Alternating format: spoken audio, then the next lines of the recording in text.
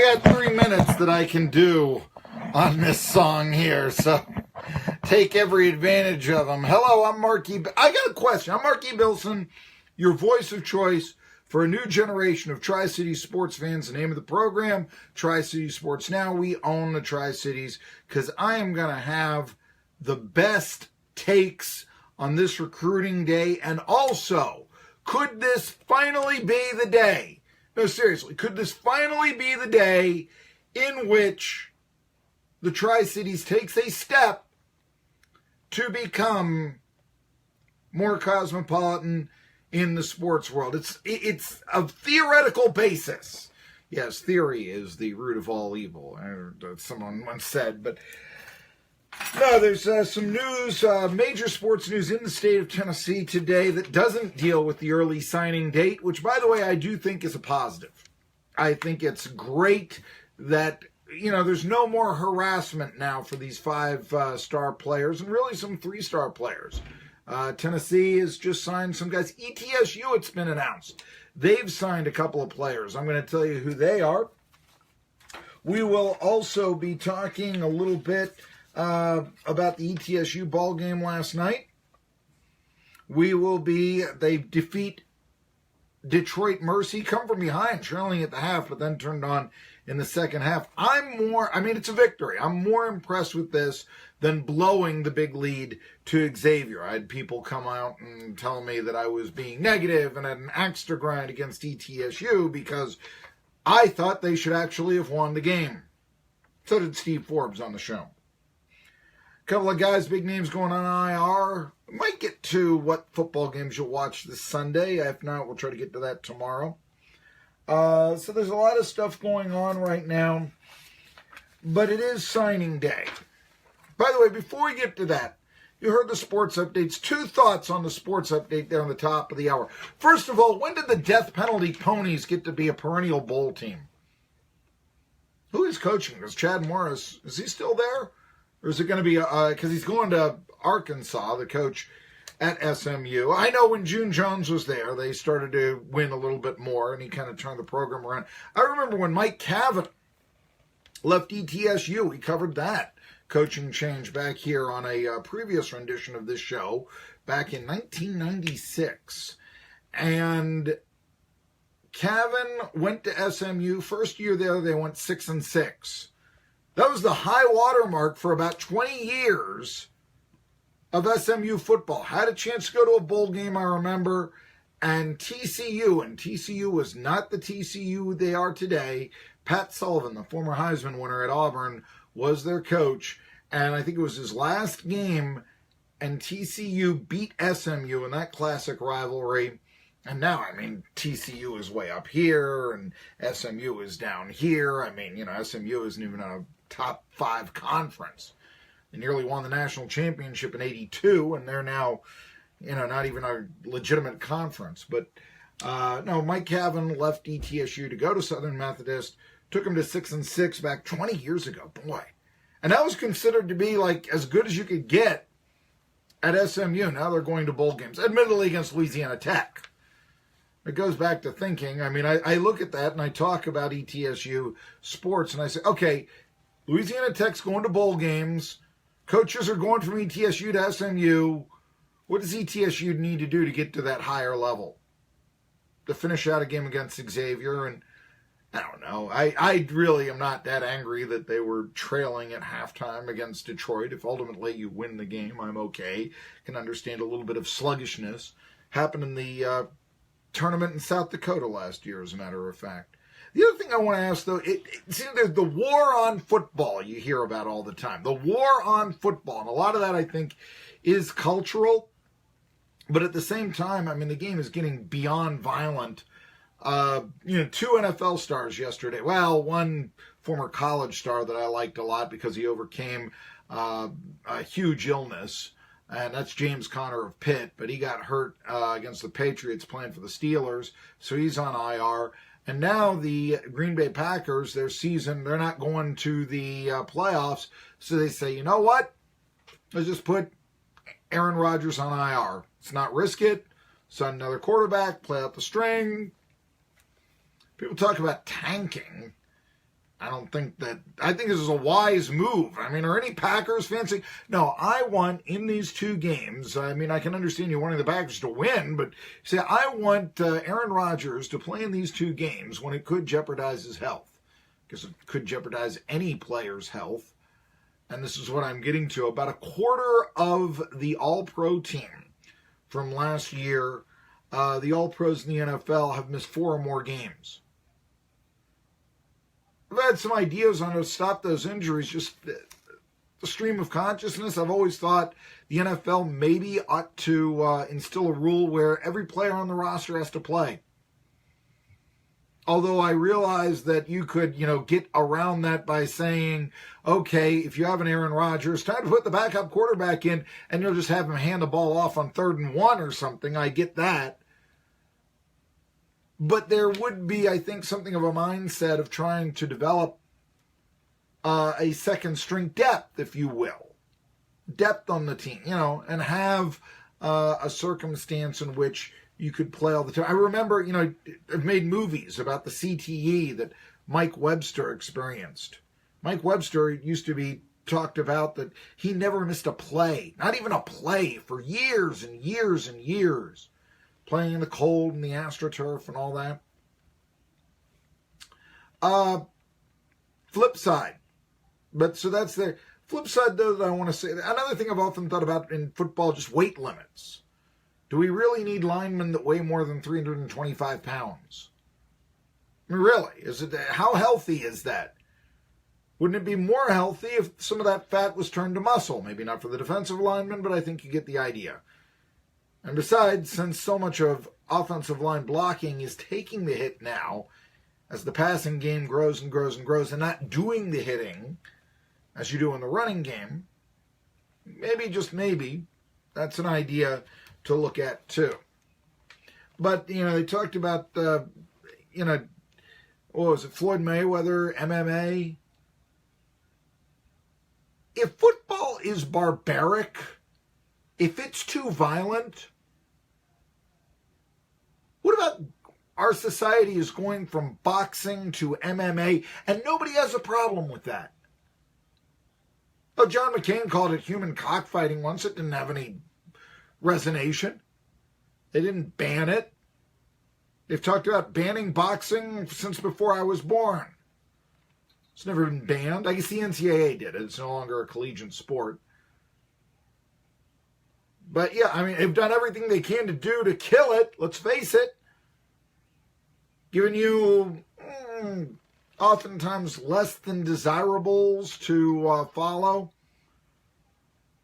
Oftentimes making the pay-per-view something that you can just say, $50. Nah, I'll do something else. $50 is modest now. Instead of putting it on the Friday night fights or something as you had in days gone by. There's been a lot of attempts, to kill boxing, and I think MMA is about ready to do it. Nobody has a problem. Nobody even talks about the deaths in MMA. I can say Duck Koo Kim, even if you weren't born in 1982 or born beyond that, you probably know who I'm talking about. I could go through a list of MMA fighters who passed away, who perished in the octagon. Who are they? Why is it that there is all this attack on football? Because people might bust a knee, or they might get their bell rung, but no one is talking about MMA. Something to think about. Anyway, today's early signing day in college football. This is Marky's monologue. Truthfully, I've always found it a bit disturbing. There's so much clamoring around teenagers for their services, but also so much stock put in recruiting rankings.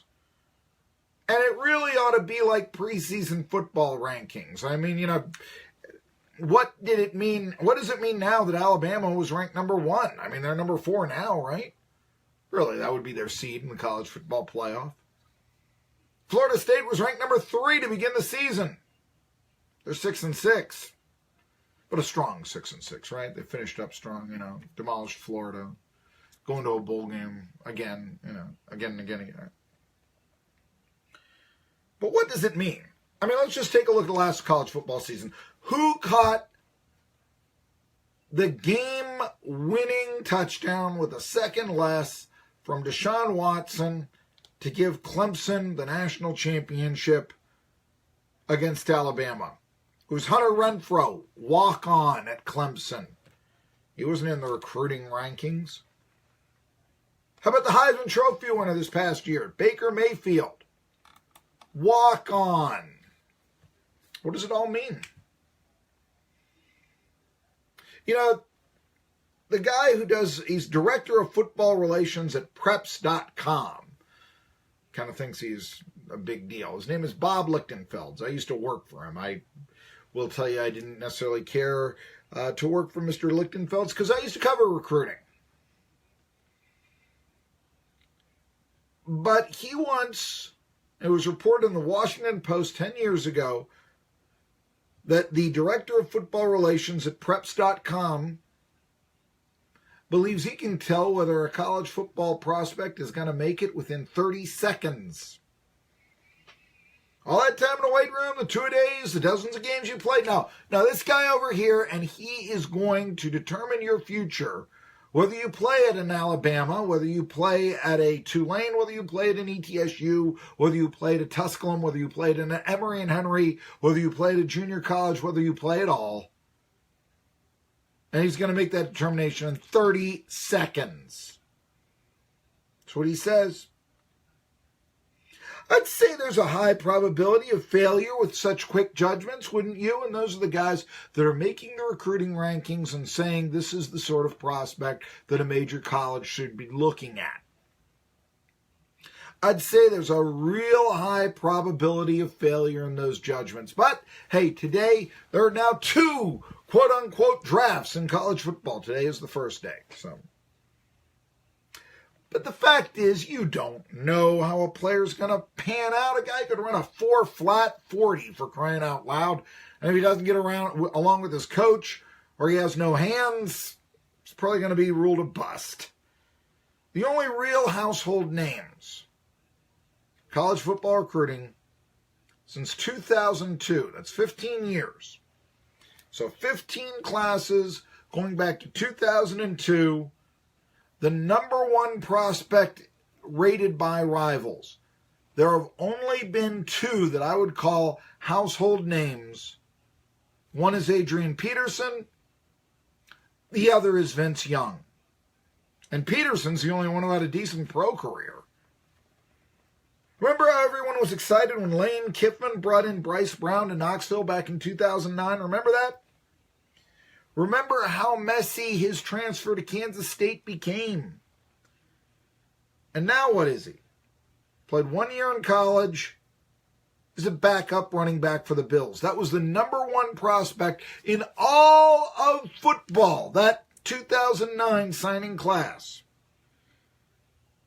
Now, this said, I do think there is some cause for concern that Tennessee's stock has dropped from number 7 ranked recruiting class by rivals when Butch Jones was the coach down to number 60.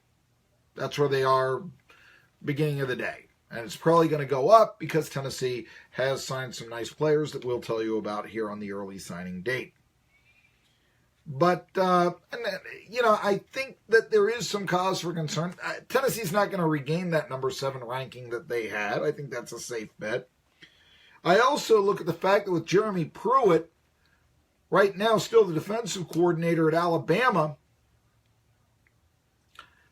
it's Phil Fulmer doing the recruiting, we hear, for Tennessee. We hear he's doing a lot of it.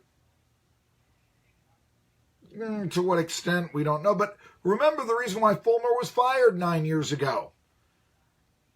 Oh, you can tell me all you want to about the 5-7 record, and that has something to do with it. But I think he could have held on, except his recruiting ranking had dropped to that year's class to number 35 from number 3 the year before.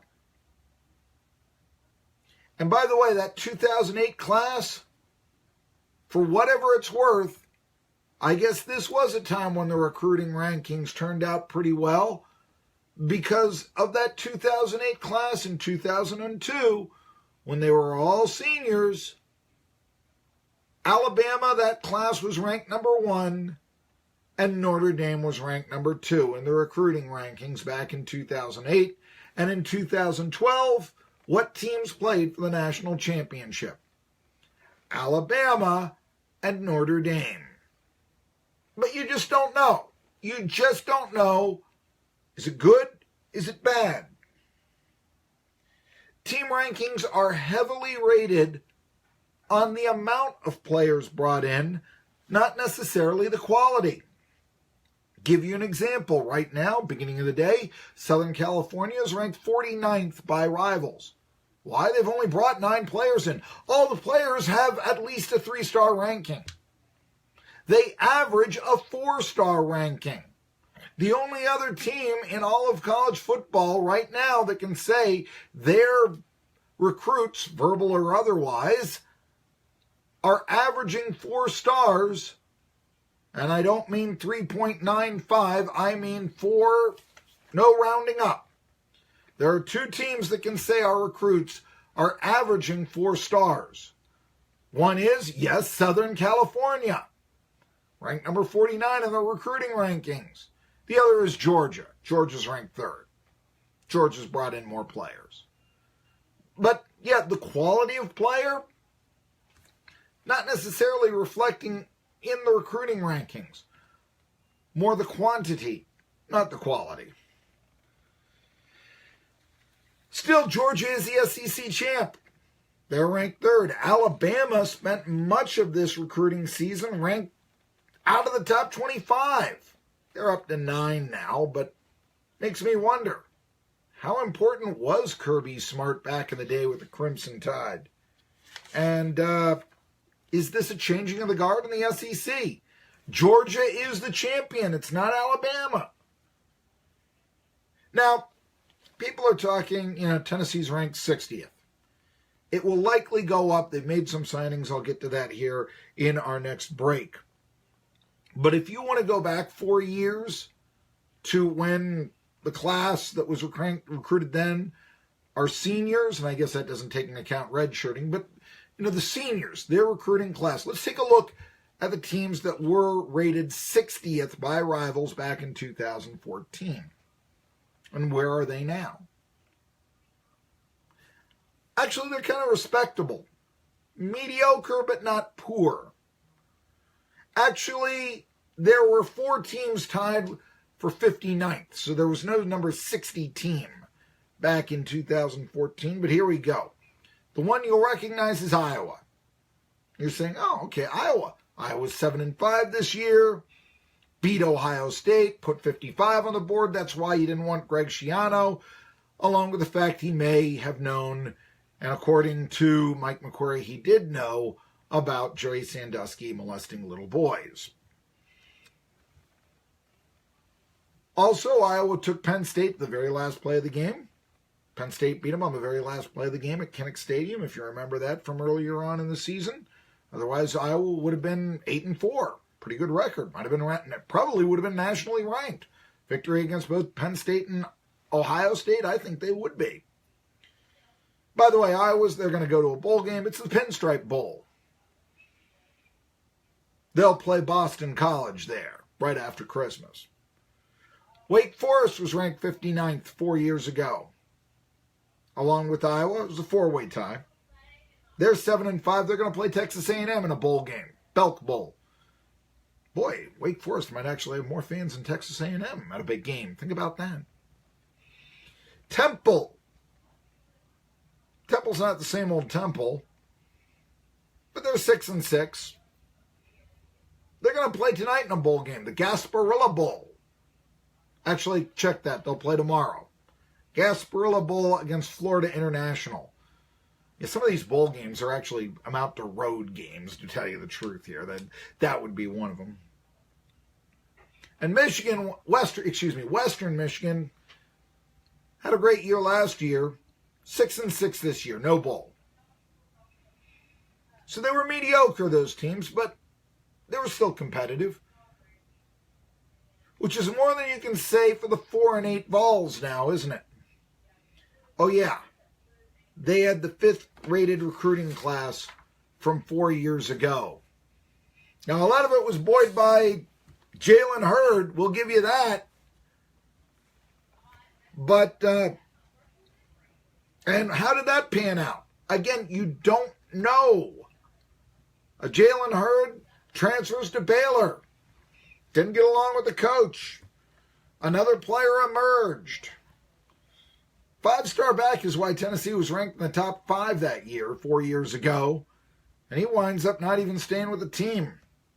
Just like, what is it with Tennessee running backs coming in, highly ranked 5-star backs like Bryce Brown, Jalen Hurd, they don't stick around. They'll transfer to the Big 12? What's up with that? Tri-City Sports Now, more on recruiting. Who's going where? ETSU with a couple of early signings. I'll tell you about them when we return.